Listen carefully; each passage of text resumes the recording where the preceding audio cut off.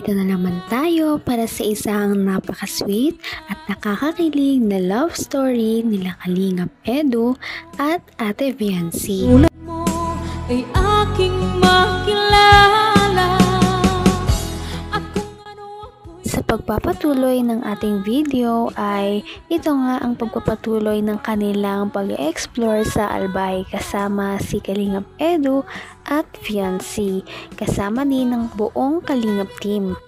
Ito nga ang kanilang second day sa Albay at pagkatapos nilang mag-picture-picture kasama ang Mayon ay dinala na ni Kalingap Edu si Viancy sa isang bilihan ng mga bracelets. Dahil noon sa Palawan ay bumili din sila ng couple bracelets bilang souvenir. Ngayon ay bibili na naman sila ulit ng isa pang couple bracelet para magsilbing memories nila sa Albay. Kaya naman kinilig ang mga viewers dahil sa mga sweet gestures na ipinapakita ni Kalingap Edu. Pumili na nga sila ng kung ano ba ang babagay sa kanilang dalawa na bracelet. Para libre lang kita. Sige. Sige, anong gusto mo? Pili ka. Anong gusto mo? Ano? Ano nga pala? Asan yung binili ko sa'yo sa Palawan? Ha? Eto? Iba yata yan. Isa ba yan? Dapat meron din tayo dito. Tara, pili tayo. Ano bang bagay sa atin dito? Tara. Ano ba? Alam ko din po. Siguro ito na lang. Kasi yun lang din. Maliit lang. Hindi ko lang press lakin. Malaki. At saka yung ano. Maliit. Couple po talaga. Nakakakilig dahil kahit hindi pa man din sila ay marami na talaga silang napupundar at nabubuong memories na magkasama sila.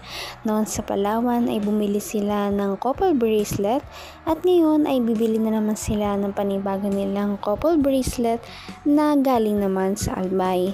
Itong mga bracelet na to ang magpapaalala sa kanila sa mga memories at mga alaala na binuo nila sa mga lugar na yun at yun ang magpapasaya sa kanila.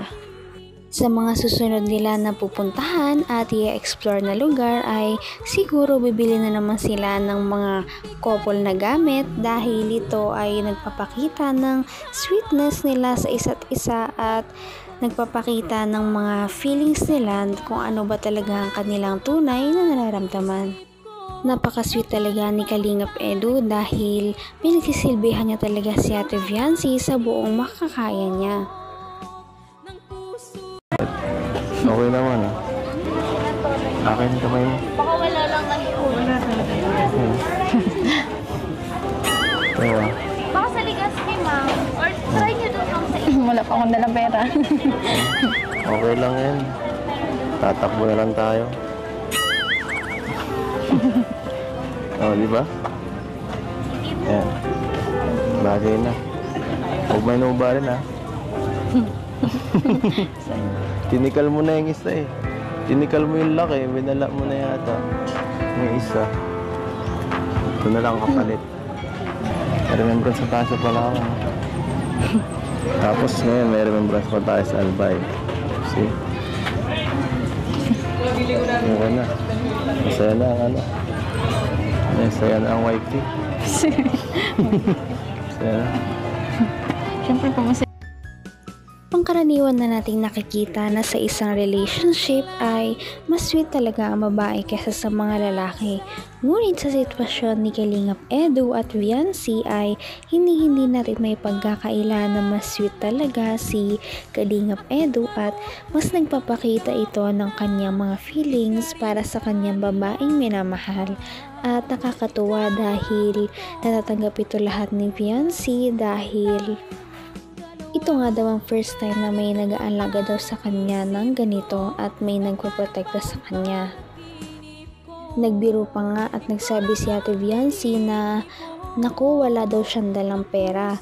Ngunit sabi naman ni Kalingap Edu at nagbiro din siya na tatakbo na lamang daw sila.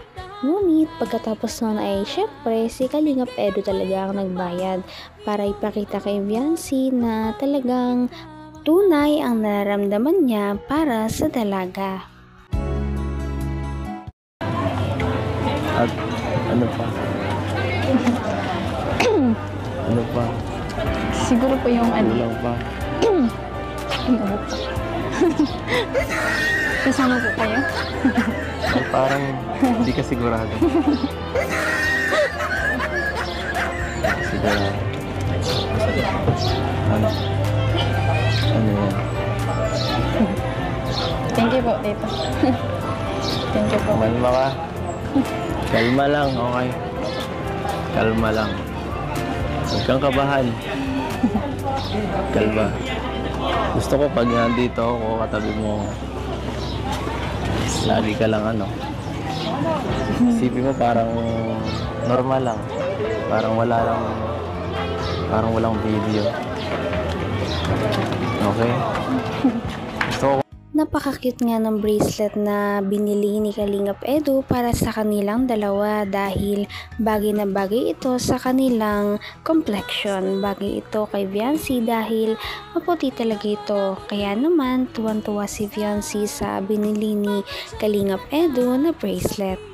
Maya-maya pa ay napansin talaga ni Kalingap Edu na parang kinakabahan na naman si Viancy.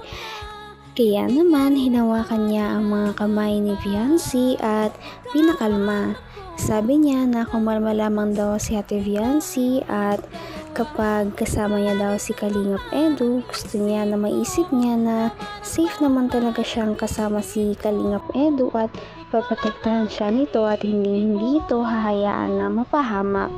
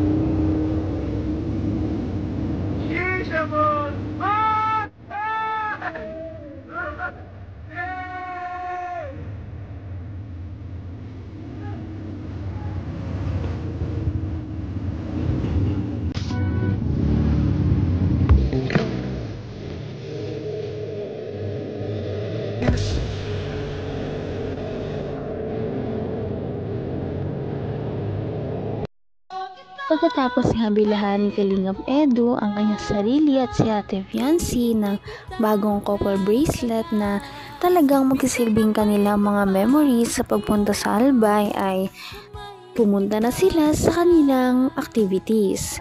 Ngayon nga ay pumunta ang buong Kalingap team sa isang trails at sila ay sama-samang nag-rides. Masaya talaga ang mga Kalingap girls lalo na ngayon lang nila ito mararanasan.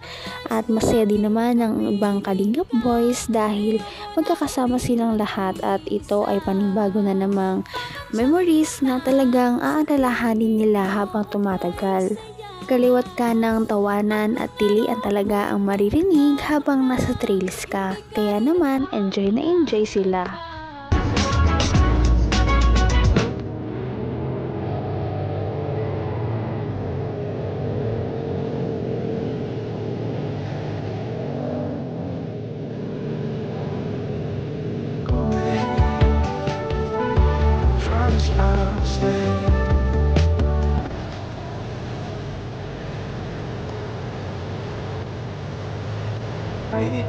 I know sometimes there are things you done.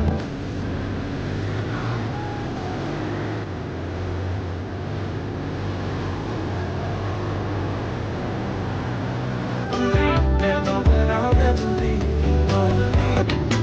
Just hold me kiss. Don't use my name. Don't leave no balance.